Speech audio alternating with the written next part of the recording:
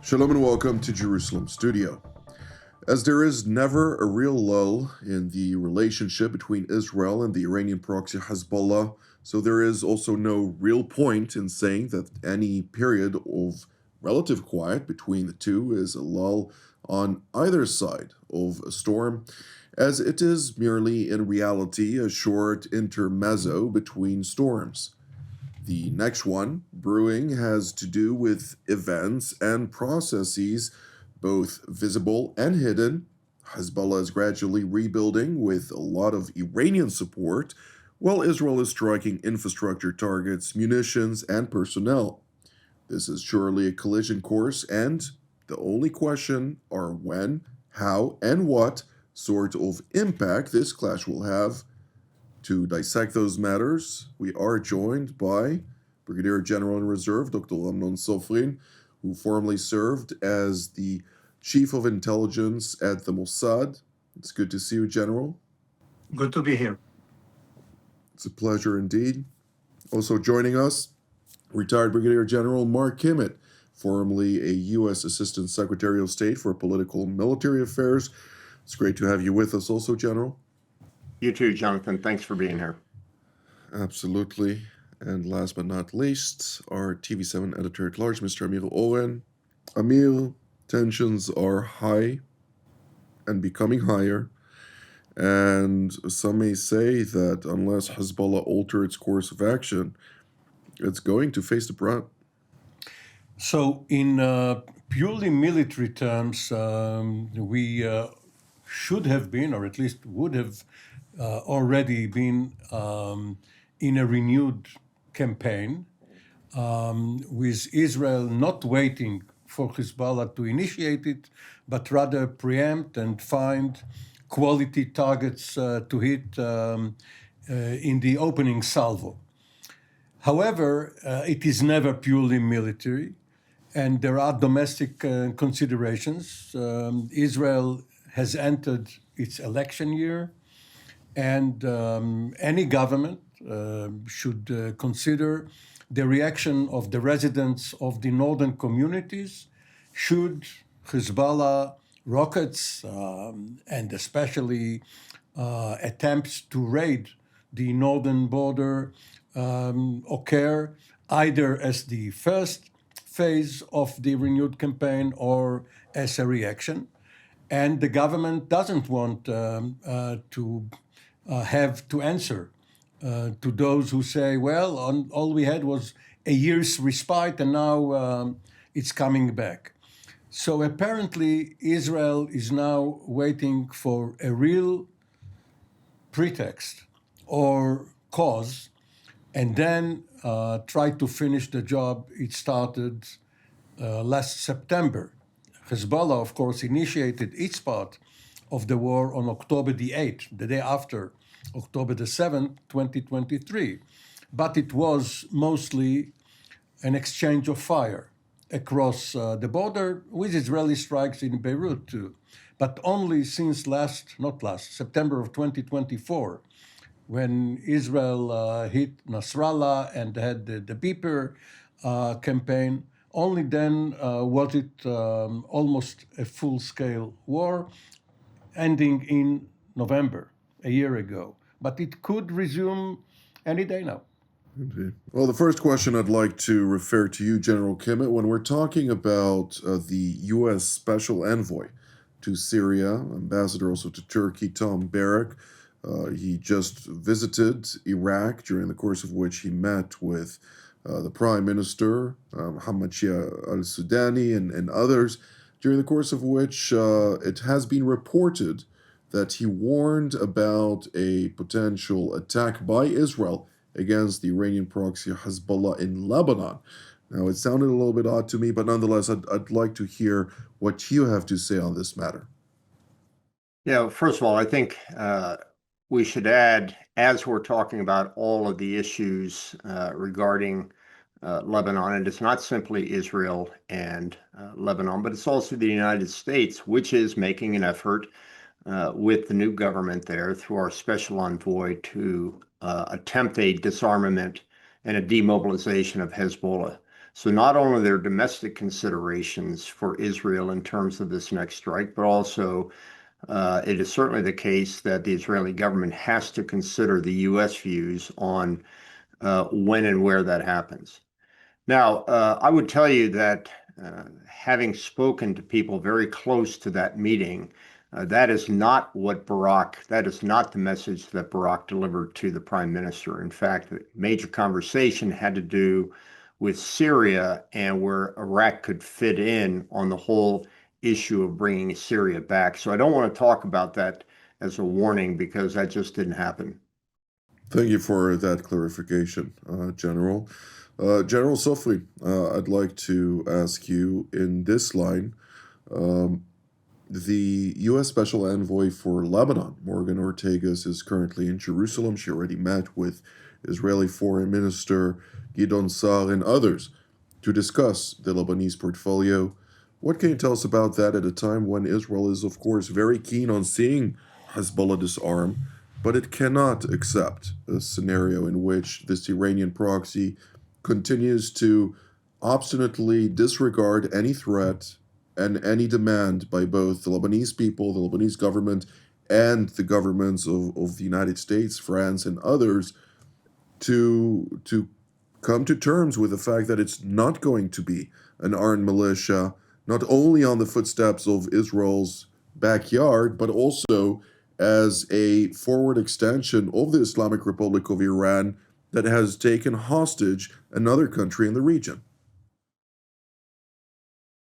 If you look at what happens in Lebanon in the last, let's say, couple of weeks, first of all, we saw that Mr. Burke came to Lebanon to speak to the president and to the prime minister and to give them a warning that if they don't apply and complete the mission of this military Hezbollah, Israel will be needed to do that or be forced to do that using what we call military force as a warning. The second issue is that the head of the intelligence of the Egyptian government came to Lebanon as well to deliver the same message that you have to dismantle Hezbollah because otherwise you will never be able to live like a free country and to maintain your what we call your governance all over the country because Hezbollah is still there and the Iranians are engaged inside Lebanon as well. The third issue that I want to mention is that the aide of Nabi Berri, the chairman of the parliament, of the Lebanese parliament, visited Iran just a week ago. He met with Ali Larijani, the Secretary General of the what we call Supreme National Council of Iran, with the Minister of Foreign Affairs and with the chairman of the parliament, or the Majlis, Mr. Kalibaf, and he told him that they expected, the Lebanese government is expected, or the Lebanese parliament is expecting Iran to be more present and to assist Lebanon with the challenges that are facing right now. That means that everybody is trying to pull its own strings and to apply its own pressure upon Lebanon. Now, the truth is that the Lebanese government and the Lebanese armed forces are not actually in a situation that they can dismantle Hezbollah by their own. And of course, the Lebanese armed forces, part of them are Shiites that will not engage Hezbollah. And therefore, Israel will have to make a decision very soon whether to engage Hezbollah directly. I don't think that Israel is going to launch what we call a ground maneuver inside Lebanon, just like we did a year ago, but to settle with what we call precise air attacks that will demolish the most important capabilities of Hezbollah and to force them to go into negotiations to dismantle their capabilities. But I don't see that this government is going to launch right now what we call the huge ground maneuver, one more time, to cross the Litani River and to begin acting in Lebanon because we're not in that situation right now. And let's say that the Western community will not allow Israel to do such a move in order to dismantle Hezbollah. Very interesting indeed. Mr. Oren, another significant figure visited Lebanon just recently, just left actually a couple hours ago as we speak from here in Jerusalem. The Pope, Leo the 14th, he came to Lebanon. He met with all leaders from all parties, to include the leader of the political arm of Hezbollah. And it seems like his message was a message of peace, one, and two, encouragement for the Christian communities that have turned in the last 50 years into the minority in Lebanon to stay strong and remain in Lebanon. But it seems like the demographic shifts, which Hezbollah has very much assisted, not only when we're talking about Lebanon, also in Syria and in Iraq and elsewhere, it seems like this is really turning some heads in Europe, including in the Vatican, about the necessity to maintain some type of presence with a trajectory pretty clear. If this continues, this trend continues, there won't be any Christians left in Lebanon. Where would they go? Who will absorb them? But yes, the basic fact is that Lebanon is a multi-confessional country, somewhat artificial one, Mount Lebanon being joined at the hip with the other districts. This was not the original Lebanon, but of course we are almost 200 years after that, so it's water under the Litani Bridge, which is in South Lebanon. And the Christians, especially the Maronites, used to be not only the majority, but also the strongest force.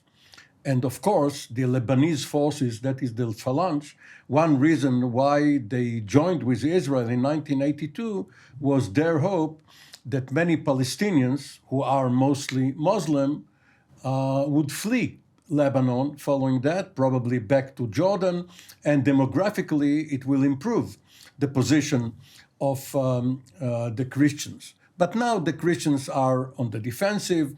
Obviously, the Muslims and especially the Shiites are on the offensive. And the question is whether one can maintain the equilibrium, not try to improve it. There is no way the Maronites, even though they have the president, they have the commander of the army as part of the usual division of labor or spoils. So the question is whether Israel, as part of its new policy of protecting minorities on its northern border, especially the Druze in Sweden, but also the small Christian community there, whether it will extend it to the Christians. The problem there is that South Lebanon, which is of most concern to Israel, is heavily Shiite rather than Christian. And Israel cannot really protect Christians north of the Litani River or east of it in the Bekaa, the Shuf, or other parts. Let me just remind all of us, because we know we will delve into it. President Trump has issued what was described as an invitation to Prime Minister Netanyahu, but it's the wrong choice of word. Trump never invites Netanyahu, he summons him. And apparently the issue right now is Syria and Israel's security policy in southwest Syria. One derivative of that would be Lebanon. Indeed. Well, General Kimmett, could you expand on what you anticipate to be in the meeting between Prime Minister Netanyahu and President Donald Trump? I believe it's in the next couple of weeks. Yeah, well, first of all, I would say that on the issue of Christians in the Middle East, that age is over. Right now, there's one country that has a Christian majority, that's Cyprus, and Erdogan is pumping people into northern Cyprus at a rate that the expectations within 10 years, they will be a minority there. Look, I think Amir is exactly right. The focus right now in Trump's mind is discussing primarily Syria and how we can move this along and try to accelerate the process of turning Syria back into a multi-confessional liberal democracy. Now, we can all laugh about that because I know how this group feels about that, but nonetheless, that is still the U.S. policy.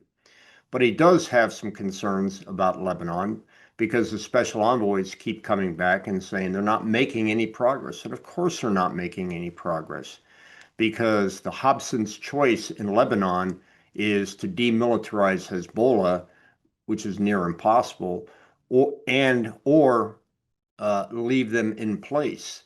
Leave them in place means you're going to continue to have the world call for their disarmament with the central government. And the central government, of course, thinks the other choice is that they push too hard. They go back into civil war, and they've got a long memory of successive civil wars inside of Lebanon. So I don't expect anything to happen in Lebanon except continuing bantering by the international community and the Lebanese agreeing with the envoys in the meetings. And then as the meetings are over and they walk out the door, just kind of look each other, roll their eyes. But to answer your question directly, focus number one, I believe, is on Syria. And focus number two is what's next with Iran. Everything else seems to be candidly subordinate to those two issues. Thank you, General Kimmett. General Sofrin, your take on that? I think, first of all, the first priority will be definitely what happens in Syria. This clash that we had on the beginning of this week or the end of the former week, when a group of soldiers came into Bejan, which is about 11 kilometers from the Golan Heights, at the suburb of, or the slopes of the Hermon mountain, trying to arrest or to take into custody people that are belonging to Jamal Islamiyah, which is a Sunni organization which is affiliated with the Muslim Brotherhood that was raised in Lebanon and cooperated with Hamas on engaging Israel since October 8, 2023 in Lebanon. And now they're in Syria. That means that the governance in Syria is not complete. There are a lot of groups that are operating in Syria. And the government or the president and the government should take care of that and should take hold of that, but they don't succeed right now because they don't have enough military power to do that. And there are a lot of areas inside Syria which are controlled by terror groups of all kinds, and of course are endangering Israel. Now, the American administration wants to get to some agreement, a security agreement between Israel and Syria, just like we had in 1974 after the 1973 war. That means that we are going to live in someday our positions inside Syria and to go back to the what we call the blue line, which was marked on 1974, and they will stay on the other side, but all the area in south of Damascus will be demilitarized. That's it. The second issue that I'm going to speak definitely is Lebanon, and I think that the most important issue that I'm going to discuss after Syria will be the situation in Gaza. Meaning, are we going to implement Phase B or not? There are a lot of problems with what we call the International Stabilization Force, or the establishment of this force inside the Gaza Strip. Nobody is willing yet to contribute, and Hamas is what we call establishing its own governance on the area that it controls, east and south of the blue line, of what we call the yellow line, which the IDF is deployed along. And we are not going to see Hamas living on its own will and dismantling its own weapon systems willingly. And there is a lot of tensions, a lot of small frictions between Israel, between the IDF and Hamas in Gaza. And this is what we call on the edge of igniting a new confrontation. Of course, the Americans and the mediators, meaning Egypt and Qatar, don't want this thing to collapse, but this is something that is going to be dealt between President Trump and Prime Minister Netanyahu. Indeed. Well, Mr. Oren, when we're talking about the Syrian complexity, if I may call it that, there are a lot of implications for Lebanon. Lebanon is not in a position to be completely free of Hezbollah unless Syria blocks much of the aid that has been pouring into Hezbollah's coffers, either through Turkish territory, Syrian territory, but right now also much of maritime shipping is utilized by the Iranians in order to try and race towards some type of rehabilitated Hezbollah before the anticipated clash. What are we to make out of this equation, and how can the United States, and we haven't mentioned France, which is supposedly the protectorate, or rather the protector of its protectorate, Lebanon. Where are we within all of this brewing mishmash, so to speak? Don't expect one drop of blood from a French gendarme or from an American Marine to be shed in order for Israel to enforce its agreement with Lebanon against Hezbollah. And you have diplomacy, you have dollars. These are tools of the trade. But military force is not going to be expanded. And if you expect Syria, the Syrian government, even had it wanted to do what you suggested, is probably powerless.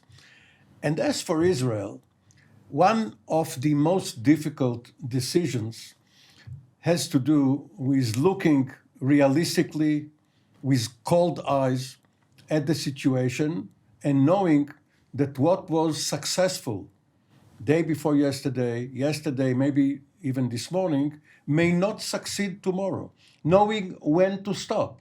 Now, Nasrallah did not know how to stop because for almost a year, he was successful in his limited attacks on Israel and his belief that Israel will not escalate and will not try to assassinate him. It turned out that for 10 or 11 months he was right until he was no longer right.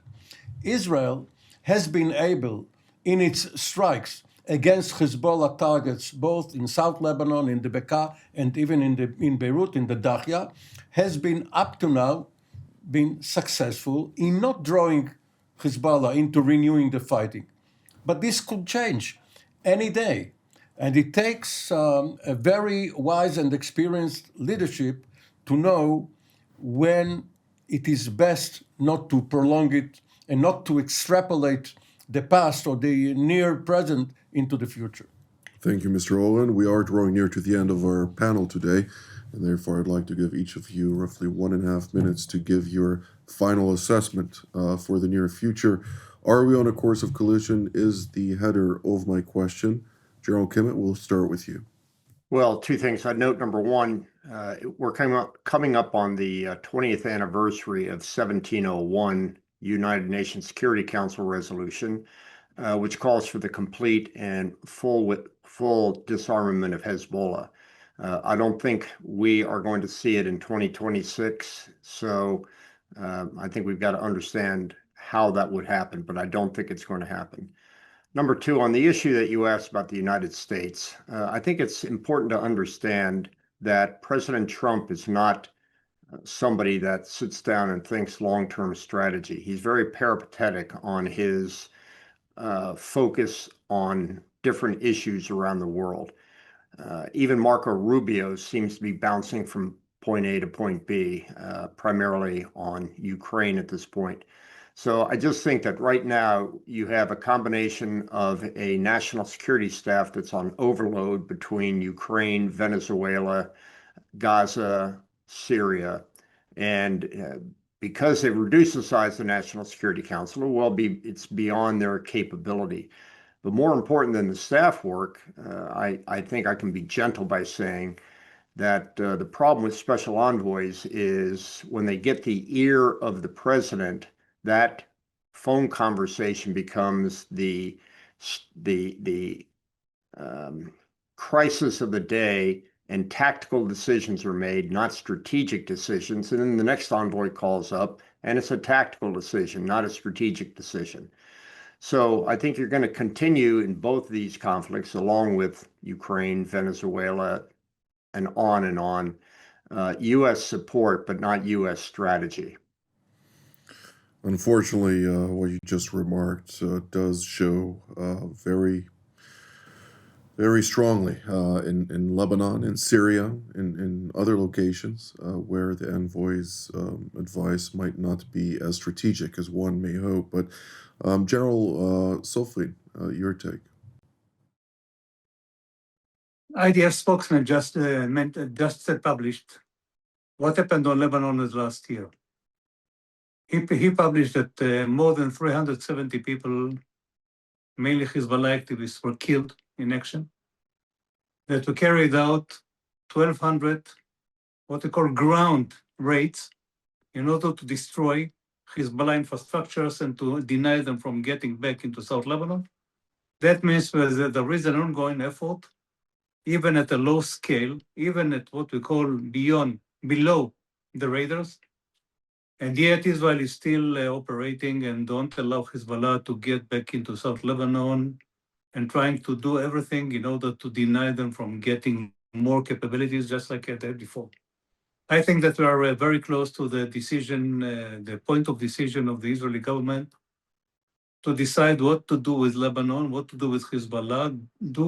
Are we going to take and carry out or implement a big strike in Lebanon on Hezbollah infrastructures, on their activists, on their leaders, and to demolish the capabilities, or are we going to wait? And I don't believe that the Israeli government is going to wait too long, because it won't be solved in another option or another course of action. That means diplomatic efforts or to rely on the Lebanese army. I don't think that will bear fruits, and therefore the Israeli government will have to make a decision very soon.